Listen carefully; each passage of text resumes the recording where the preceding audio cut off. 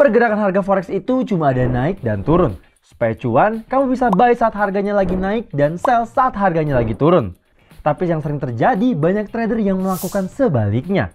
Jangan khawatir, di video kali ini aku bakal bantu kamu untuk bisa menganalisis pergerakan harga forex dengan bantuan indikator DMI atau Directional Movement Index. Yuk kita bedah indikator Directional Movement Index. Pergerakan harga di market forex itu sangat dinamis.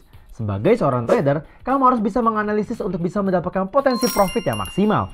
Mulai dari analisis fundamental, analisis teknikal, hingga analisis sentimen pasar. Supaya dapat memudahkan dan menunjang hasil analisis, kamu bisa menggunakan aplikasi MIFX. Karena tersedia fitur yang namanya sentimen analysis yang merangkum puluhan ribu data dari berita, blog, unggahan sosial media di pasar global. Dan disajikan dalam bentuk skor dan grafik untuk memudahkan kamu untuk membaca momentum pergerakan harga yang saat ini sedang terjadi. Entah itu bullish, bearish, ataupun sideways. Dengan begitu, pengalaman trading forex kamu menjadi semudah itu. Yuk, download aplikasi MIFX sekarang di App Store ataupun di Play Store. Atau kamu juga bisa download di link yang ada di kolom deskripsi. Oke, sekarang kita lanjut ke apa itu indikator DMI.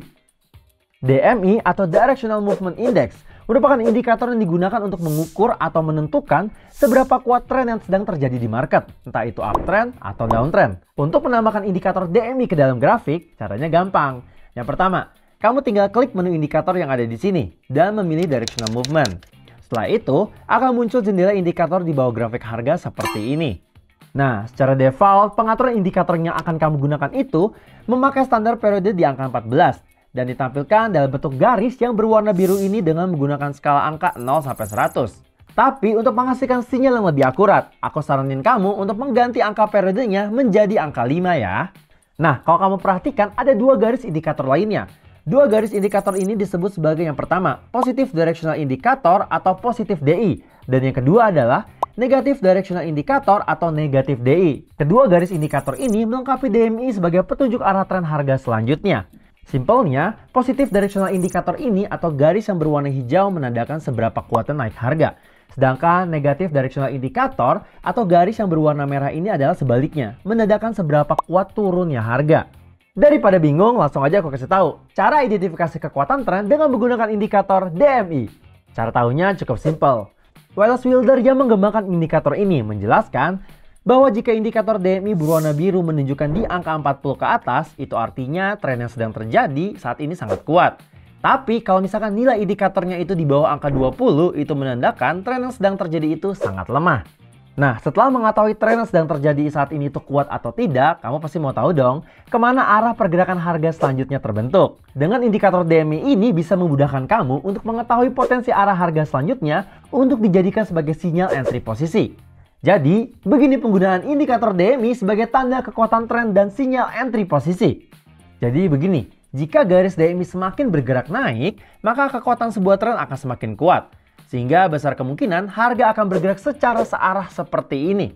Dan kalau kamu melihat garis DMI mulai menunjukkan pembalikan arah dari naik menjadi turun, ini menandakan kekuatan tren yang sedang terjadi sudah mulai melemah. Sehingga membuat pergerakan harga yang tadinya bergerak naik akan menjadi turun seperti ini. Nah, selain sebagai pengukur kekuatan arah tren, indikator ini juga bisa kamu gunakan sebagai pemberi sinyal buka posisi trading. Ada dua cara yang bisa kamu gunakan. Cara yang pertama, crossing garis berwarna hijau atau positive DI dan garis warna merah atau negative DI. Kuncinya adalah harus terjadi crossing antara kedua garis indikator. Kemudian, ketika kamu melihat garis positive DI memotong garis negative DI dari bawah ke atas, itu menandakan harga selanjutnya akan berpotensi untuk bergerak naik. Begitu juga sebaliknya.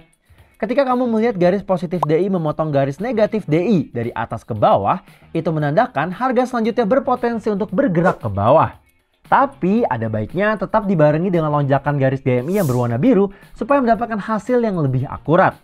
Cara yang kedua adalah menyentuh area jenuh. Simpelnya kayak begini. Ketika kamu melihat garis positif DI berada di bawah angka 10 atau bahkan di bawah angka 5. Dan garis DMI di atas angka 60 ini menandakan ada potensi harga akan bergerak naik. Berlaku juga sebaliknya. Ketika garis negatif DI berada di bawah angka 10 atau bahkan di bawah angka 5 dan garis DMI itu di atas angka 60. Ini menandakan ada potensi harga akan bergerak turun. Setelah selesai dan paham cara bacanya, sekarang kita lanjut ke strategi trading dengan menggunakan indikator DMI.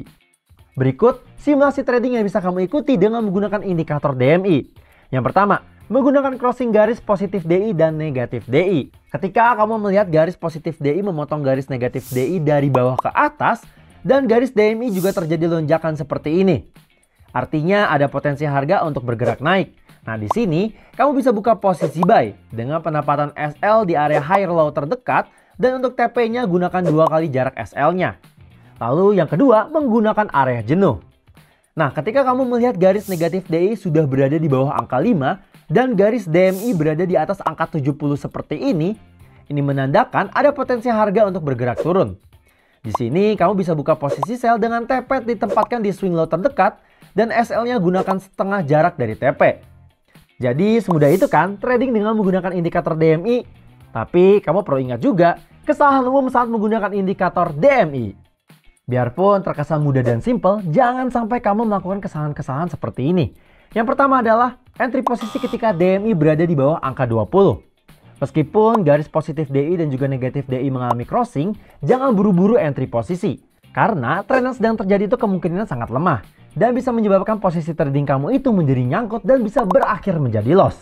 Yang kedua, menggunakan pengaturan periode DMI di atas angka 14. Tentu, hal ini menyebabkan munculnya informasi kuat atau tidaknya sebuah tren itu menjadi lambat. Akibatnya, kamu jadi ketinggalan momen. Indikator baru memberikan sinyal tren naik, tetapi harganya sudah bergerak duluan naik lebih jauh.